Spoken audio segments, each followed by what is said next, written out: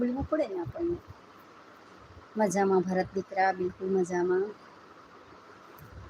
અને રામ દીકરા, તું મને એ કે પેલા તું કેમ આટલો દુઃખી રહેશ? દુઃખી નહીં રહેવાનું દીકરા, દુઃખી નહીં રહેવાનું. એક વસ્તુ કહું, કઈ વસ્તુ કાયમી નથી, એટલું નોટિસ કરીને રાખતું.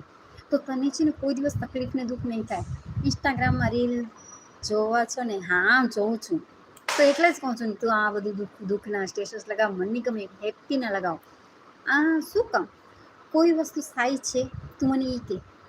આજથી 100 વર્ષ પછી આપણે રહીશું, અદેખાઈ રહેશે, બદલો રહેશે, કોઈ ચીજ નથી રહેવાની, ખાલી એક પ્રકૃતિ જ રહેવાની છે.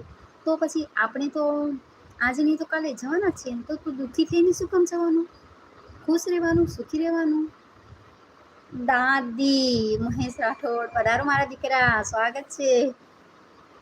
જોઉં છું તારી ઇન્સ્ટાગ્રામ બધી રીલ જોઉં, અને મને નહીં ગમે કે મારા દીકરા